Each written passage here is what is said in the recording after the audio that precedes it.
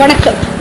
செங்கம் செய்யாற்றில் இடுப்பளவு தண்ணீரிலும் கொள்ளையடிக்கப்படும் மணல் கொள்ளை கண்டுகொள்ளாமல் வேடிக்கை பார்க்கும் அரசு அதிகாரிகள்.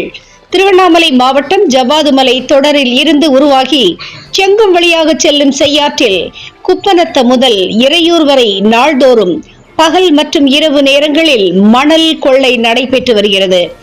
செங்கம் நகராட்சி, பரமநந்தல், வளையாம்பட்டு, மண்மலை, கொட்டகுளம் உள்ளிட்ட பல்வேறு ஊராட்சியில் செய்யாற்றங்கரையோரம் கிணறுகள் தோண்டப்பட்டு அதிலிருந்து எடுக்கப்படும் தண்ணீரையே குடிநீராக பயன்படுத்தப்பட்டு வரும் நிலையில் குடிநீர் பற்றாக்குறை ஏற்படும் அவல நிலை ஏற்பட்டுள்ளதாக அப்பகுதி மக்கள் துறை சார்ந்த அரசு அதிகாரிகள் மற்றும் காவல்துறையினரிடம் புகார் அளித்தும் அதிகாரிகள் எந்தவிதமான நடவடிக்கையும் எடுக்காததால் இடுப்பளவு தண்ணீரிலும் மணல் திருடும் அவல நிலை ஏற்பட்டுள்ளது.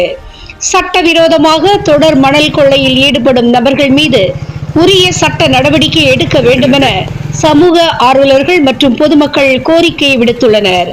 தினமுகம் எக்ஸ்பிரஸ் செய்திகளுக்காக மண்டல தலைமைச் செய்தியாளர் டி. குருபரன் மற்றும் ஐயம்மாள்.